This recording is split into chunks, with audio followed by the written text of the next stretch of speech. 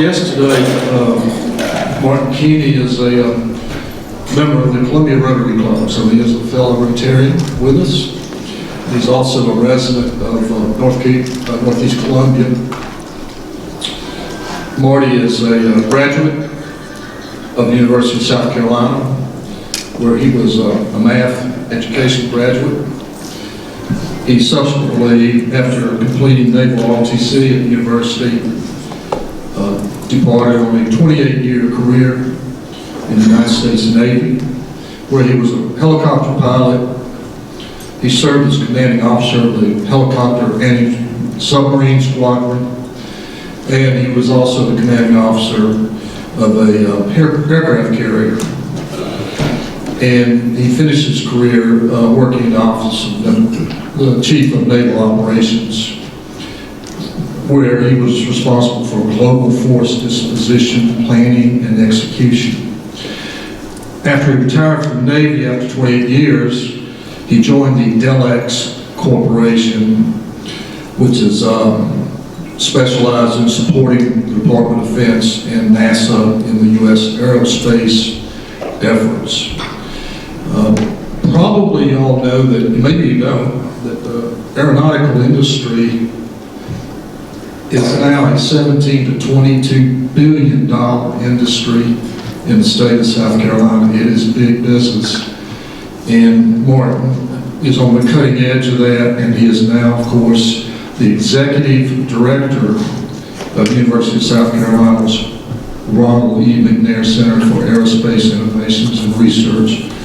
Ladies and gentlemen, it's a privilege to introduce our guest, Captain Martin J. Keaney.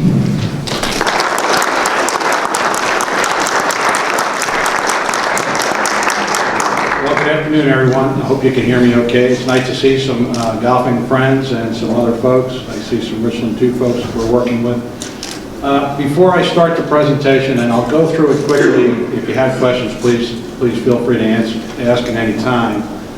But with Boeing's arrival in 2009, which it's hard to describe, but it's probably a once in a 100-year opportunity for a community, a state. When they expanded, not relocated, expanded into the state of South Carolina, because they are attracting companies on a very quick clip. It was decided and realized, number one, what a great opportunity. Number two, we don't have any aerospace engineering comprehensive capabilities within the state. There were no education programs in that area, and decisions were made to start the McNair Center. So with that, I'll go ahead and get started. The big screen went down, so there are some eye charts. I'm just going to use them to remind me of what I wanted to tell you and stay on track. Okay, so obviously it's named for Ron McNair.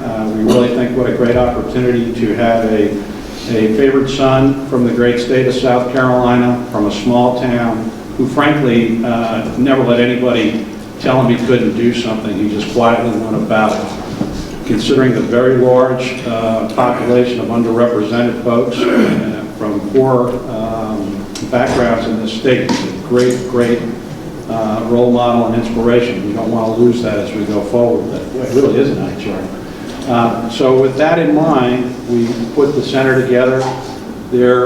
When this brief was first put together a couple of years ago, the slide said there are about 200 companies in South Carolina in the aerospace or aerospace related. It's now over 400 companies. A lot of them are very small, but they are growing. When you look at Boeing in Charleston, Gulfstream in Savannah, Honda Jet setting up their international production in Greensboro, North Carolina, and major manufacturers that support those companies, it's a big deal. Lockheed Martin has a significant presence in the Northwest and in Georgia. So we think it's a target-rich environment, to borrow a little bit of the Navy jargon. How we got started, it's a public-private enterprise. For those that are familiar with Clemson University's ICAR, the International Center for Automotive Research, we are constantly compared to that, but we are starting in a completely different fiscal environment. The ICAR Center was started with approximately $250 million of state money commitment, with a robust partnership with BMW, an international but foreign company that was really excited about starting a capability in the United States and making it successful. The McNair Center is starting with $10 million of donations from Ms. Darla Moore and Ms. Anita Zucker. For those, everybody I think knows Darla. Some may not know Anita Zucker. She is the chairman of the Intertech Group that is headquartered in Charleston, and she has a large set of companies that work in the aerospace area. Darla's #1 requirement was it had to be called Ron McNair, and so we have done that. And then the third lady to give money is Ms. Marva Smalls, a $1 million endowment for scholarships for underrepresented with a preference for the PD. So with that money and the faculty's salaries being paid by the state, we are starting the McNair Center. The announcement started in March of 2011.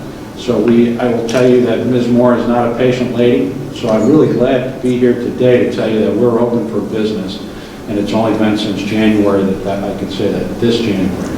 So how we're doing it, we have 5 major mission areas: education programs, research, and I'm going to say applied research is our sweet spot, workforce development, which is we would like to align with high schools like Richland 2's new R2I2 Center, technical colleges, all the way, and of course with the major universities both in-state and out-of-state. Our vision is that when you see some of the pictures of the McNair Center, there will be some high school students, technical college students, undergraduate and graduate students working on projects for companies and for government agencies to make advances. How we're going to do that is through collaboration. Initially, frankly, there's an internal to the university collaboration because USC has been doing aerospace and aerospace-related research for a very long time, and individual faculty have their own labs and centers. So frankly, as one said to me one day, "You seem like a very nice guy, but why do I need you and why do I need McNair?"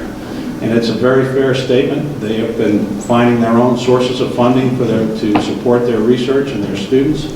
And the answer is, we believe that by bringing the different capabilities together, Professor X may have a certain set of capabilities and equipment, Professor Y may have another set, and if we combine that with some capability at Clemson, we can then offer more service offerings to companies and win better grants, win work from companies. And that has resonated with the faculty, and that's the value add that we want to do for McNair while we bring new capabilities online.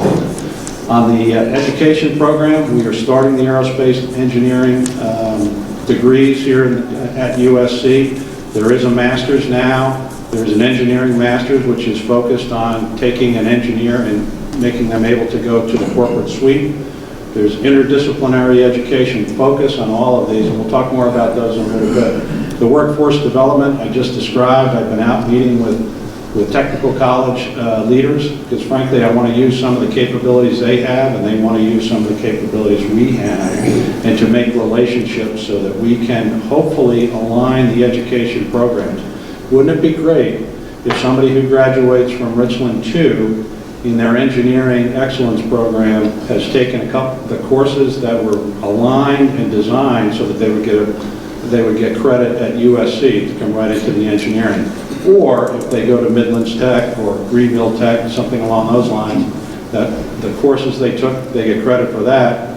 And then if they go into the workforce and they go, you know what, Sally, Billy, you're doing a great job. We'd like you to get your undergraduate degree. That the courses they've taken and the work experience count towards the degree so they don't have to start over again. Those are some of the visions that we have in this. In outreach, what I'm doing today. Yesterday, I was at Lake City High School as part of the Ron McNair commemoration ceremonies. Yesterday was the 29th anniversary of the Challenger accident. And I spoke to 4 sections of juniors and seniors. And Ron McNair was excited about Star Trek. That's what got him going. I wanted to be a pilot. That's what changed my approach to everything I did. So my challenge to them was, what is your Star Trek? What is it that makes you excited? Let's see. So then the next thing is if we have education programs and we have applied research, and we believe that our biggest customers over time are going to be companies rather than federal grants. The amount of federal grant money is going down. The expense of individual companies' research and development capabilities is going up. So we believe, and there are examples around the country where it makes sense for individual companies to work together on non-competitive, pre-competitive research, and then also to have a facility that can do proprietary research, and that's what McNair has been designed to do. So we're out talking to folks. So applied research in that is a 3 to 5 year range from a company standpoint. We're not afraid of basic fundamental research. We'll do that, but we think mostly it's going to be in the applied. And then through that research, we believe innovation will occur. We absolutely positively hope that we will spin off companies or create royalty or licensing opportunities that will benefit the university, the individual professors, and McNair, because McNair has to be self-sustaining.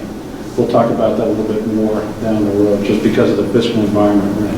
And if we shake it all up and we do it right, we'll have economic activity. And there's some other things we're doing in the economic activity. I'll talk about that. So support the knowledge economy and support industry are the two major focus.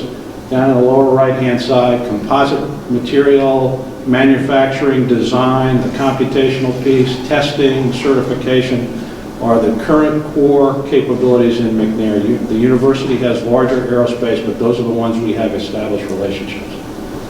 Okay, you can't have a brief without an organization chart. The one thing that's very, very different about the McNair Center at USC than any other center or laboratory is we are a university center. We report to the president via the provost. Every other center, and Keith, you may be able to appreciate this, and other faculty work for a college. They report to the dean. So the good news is we have direct access to the president. The bad news is we have direct access to the president, and not necessarily all the deans think that's such a good idea. So a little different, but the reason that was done is to allow us to have a little bit more independence and freedom to be a truly interdisciplinary center. So that's what we're trying to do. On the left-hand side, we have an internal board of directors, which is referred to as the steering committee. The four primary deans we work with, arts and science, engineering, the Moore Business School, and College of Education are on the board. There's a senior vice provost on the board. The chief diversity officer of the university is on the board, and the Office of Economic Engagement. Again, we want to make sure we're thinking of how we can excite all the citizens of South Carolina to see there's opportunity here. And on the right-hand side, there is an industry strategic advisory board. I mentioned that we want to be a service center for industry. It makes no sense for us to go in a direction that industry doesn't want. So we have got them involved. There's a selfish reason, not only to make sure they validate what we're doing, we also want to create a group of company leaders that are advocates for the center and that are bringing business to us. Did I mention it's about business? The faculty will tell you it's about education and research, which it is, but we have to be able to find sources of income to make it go. We have a small core staff, three staff, myself, a program manager and a lab manager, and 3 core faculty, the director, the deputy director, and they are absolutely leading in the areas of composite manufacturing and how you join those together, and a manufacturing assistant professor. Then we have affiliated faculty of over 24 that are working with us. This one is awful. This is just to show you that we have a whole bunch of companies on the left-hand side that are currently doing interaction with us. We have state organizations, we have the existing capabilities at the center, at the university, and then federal, state, and local organizations. And then the economic, the other education partners are in there. Okay, so I broke this down into, this is to give you an idea, I said it's quite a test. There are 9 aerospace-related centers at the university. The point is to let you know that there already is existing capabilities in health monitoring, characterization, if I want to understand how a material is working, condition-based maintenance. How long before I have to remove that part depends on how many spares you have to carry, so it has a big impact on cost avoidance, things of that nature. and several other areas. The point is, there's already a lot of robust capabilities with past performance, and as the business guy, that's great news. I just now have to make them realize that we're value added to them. We were having a little conversation about faculty while we were talking. So just as the president, any president, as we have gone to military operations, has had to put a coalition of the willing together to make it a better circumstance, you can kind of consider faculty to be the coalition of the willing. So they can say thank you or no thank you. So we are working hard to align their efforts. Okay. I sure wish we had a bigger picture of this, but what I'm showing you now is the new facility, which is in the SCRA USC Innovation Center on Assembly Street. It's a 14,000 square foot, brand new interior, about a $4 million build out to put the facility together. And we have in Columbia, South Carolina, at the University of South Carolina, the largest scale fiber placement manufacturing capability of any university in the United States, any university in the world. And that is the heart, the so what of McNair. Look at the 787 fuselage of the new aircraft that's being assembled in Charleston. It's an all composite fuselage. The barrel, the fuselage sections that they make are called barrels. There's 104 layers of material that are put on top of each other. That is circa 1990 technology. And the reason being, computerization, computational science, and what a machine could do was limited at the time. So how you make those parts are very, very restricted. We really are in an early stage of the use of composite materials. Perfectly safe, well designed, but much heavier than they have to be. So the work that the researchers are going to do here at USC is steering the fibers. You can now design it, you couldn't do it before, so that it's thick where it has to be, it can be thinner where you want it, and you can build in characteristics into the components that you couldn't do before. For example, you might want to have a crumple zone built into it from a crash standpoint, just like the front end of cars. That can be designed, but the trick is, and the catch-22 is, it's not certifiable. That's why Boeing and their suppliers and Airbus and their suppliers only make it in the one way, because the FAA and the other international bodies will only research it, will certify it. The catch-22 comes in that it's been known for probably 10 years that fiber steering is a viable way to go, and folks go, that's great, I'd like you to do that. Bring me something big I can break. Bring me something large that I can test and prove the theory. And if you own big equipment like this, and you were making parts for Boeing, and you had a 10-year backlog, the last thing you want to do is take a stable manufacturing line down to do research. So that's where McNair comes in. Companies can come to us, they can try different ideas. We can make large enough scale specimens to be tested. To give you an example, the machine we have, and I'm going to go to the next page, is about 20 feet high and 40 feet long. We can make a fuselage barrel size for a business jet. That is a big scale size test article. So that's where we think we're going to attract companies to the center. We can make all different kinds of composite material parts, and the different materials are as varied as the clothes people wear in function, feature, colors. And as a sidelight, I'll just mention this. South Carolina is becoming a major home to composite material manufacturers. You've heard of Toray, maybe about 8 weeks ago, announcing an over $1 billion investment. Cytec, Shomarat, all these companies are setting up shop in South Carolina. It's really a very, very good opportunity for us as well. So you make a part. You make a part out of composite material. If you are able to join them without rivets, in the there's a tension between the old ways and the new ways. If you're a person that makes an aluminum aircraft, you've never met two components that you can't put rivets in. Rivets are good, they've been good for 100 years, why would I want to change now? Well, they add cost, they add weight, and complexity to a part. So we are making parts in a new way with composite material on very large scale, and then how you join them together without mechanical fasteners. Those are the two major thrusts as we get started with McNair. Those are the two things that companies have told us really would be beneficial and of interest to them. Okay, as the business guy, the professors talk about inverted, 38 different this, that, and I don't understand anything they're saying. So I go, okay, so what are you talking about?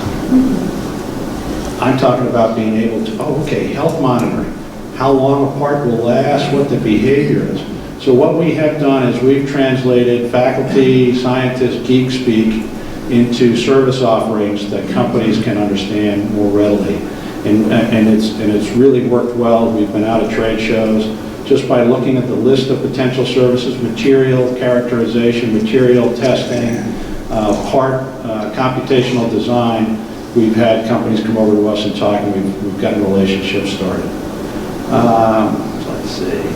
And then on the education side, the Aerospace Engineering Masters is in place. It was first offered last fall, and we had 7 students. We're up to 16 students right now. There is an aerospace minor as a stopgap measure so that folks that are in the mechanical, electrical, civil, chemical engineering existing courses at the university can get some aerospace competence as a minor. We are designing an undergraduate degree. It's the longest pole in the tent from a BS program. It has to go through the university's faculty senate and all of the different wickets, and then up to the Commission on Higher Education. So we're targeting the fall of 2016 for when that will be offered. In going out and meeting with companies, the two things were very prevalent in their discussions.